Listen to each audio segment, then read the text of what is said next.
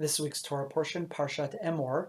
In the conclusion of the Parsha, we see an example that comes up a couple of times in the Torah of the idea that we call in English an eye for an eye, a tooth for a tooth. This is the notion that if someone inflicts damage or hurts another person, then the way that they were hurt, they too get hurt as punishment. And somewhat famously, though the words of the Torah stress this, as we'll read in a second, ayin tachat ayin, an eye for an eye, shein tachat shein, a tooth for a tooth, the way that our tradition has understood this law is to be non-literal, and that damaging someone requires from the damager monetary payment, and not that they get physically hurt. So we're going to learn a little bit about this. This comes up as well in Parshat Mishpatim, but here we're seeing it in Parshat Emor in the book of Leviticus. So we're in chapter 24, verse 19. V'ish ki yitain mum ba'amito, if a person inflicts a wound upon their fellow, ka'asher asa ken ye'aseh lo, as he did, so shall be done to him. Shever tachat shever, ayin tachat ayin, shein tachat shein, a break for a break, an eye for an eye, a tooth for a tooth. Kasher yitain mum ba'adam ken ynatan lo. Just as he will have inflicted a wound on a person, so shall he be inflicted upon him. This is a general, we know this, it becomes well known in sort of Western society as an idea to be rejected. And the rabbis certainly did that. And so let's see how Rashi describes this. And he's really citing here from the Midrash in multiple places.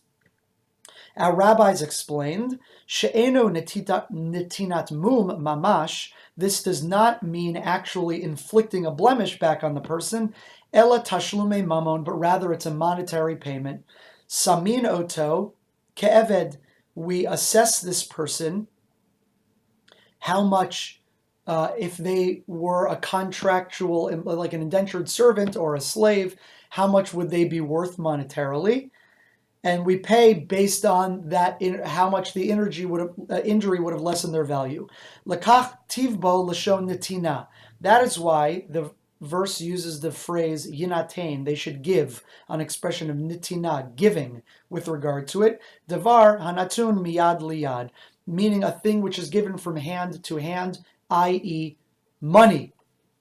Meaning the choice of the verse to use the verb ינתן, to give, rather than ye'aseh, what I did should be done back to me, but rather what I did should be given to me, or I should give, indicates to the rabbis that the real punishment here is monetary.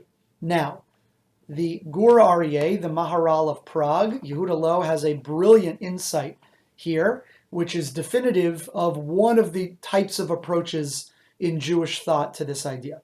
Says the Maharal, Ve'im tomar, and if you will say, Lama lo katva haTorah yishalem lo yado omumo beferosh.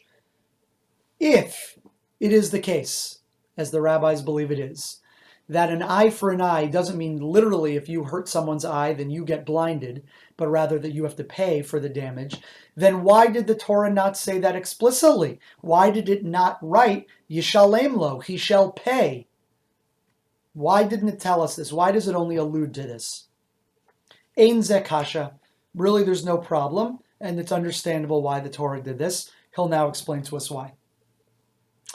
She'im katav kach, had the Torah written that when person A hurts person B, that person A then has to pay person B, rather than what it says, which is if person A hurts person B, then person A has to get hurt in the way that they hurt person B. If it had written they should pay, Hayiti Omer, then I would have thought, Kamo she'im harag behem tov v'shalem lo pator v'shuvein lo alav oynesh. Then I would have thought as follows, just like in the case where I or my property damages your animal or your property, then all I have to do is pay you, and then we're good. I would have thought that's the same way here, that if I punch you or hurt you, then all I have to do is pay you, and we're good. Ve'ena devar kain, but that's not true. She'afal pisha shilem lo demei chavala shalo, because in the case of personal injury, where person A hurts person B, and even once they've paid everything that they owe, eino niftar hemeno, there's still an obligation. V'yavakesh mimeno mechila v'yimchol lo. I still have to seek your forgiveness. There is still an interpersonal schism. There's an interpersonal wound, metaphysical wound that remains. I've hurt you, and yes, I've paid you, but I still owe you something. Namely, I need to seek your forgiveness. Like, and he quotes from Masechet Bava Kamma, the Mishnah in Sadi Bet Amud Aleph.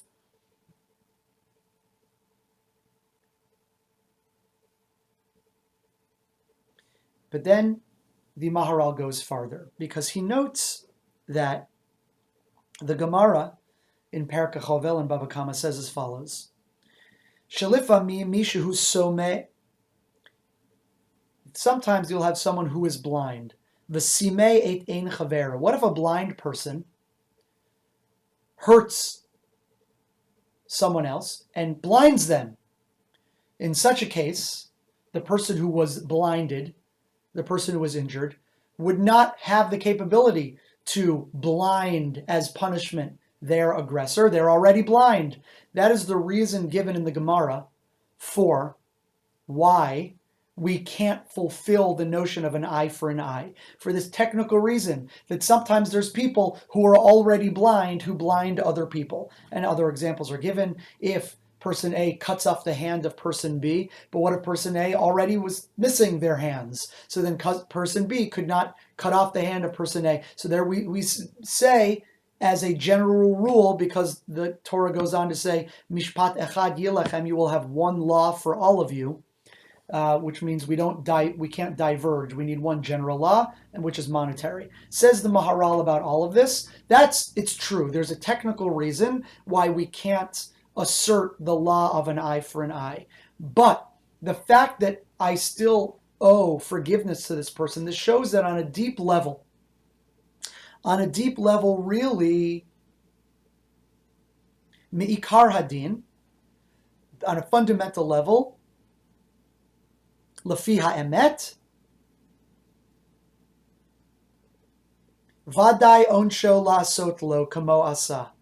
Really, the Torah believes in a deep way that there is a level of obligation that if person A hurts person B, then person B is really, in a fundamental way, allowed. Justice would say that they're allowed to hurt person A the same way. Okay, for technical reasons, we don't allow that to happen, and we say it's going to be monetary. But if, and this is the Maharal's major point, if the Torah had simply said that when person A hurts person B, then person A has to pay money to person B, we would not have understood that in a deep way that justice really would call for person B to get to do something back to person A.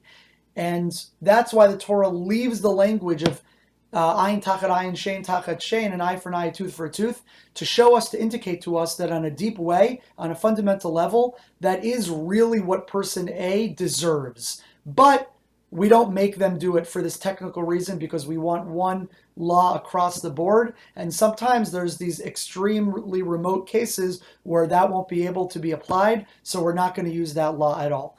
But there's clearly something more is owed than just money. We see that in the fact that he owes him,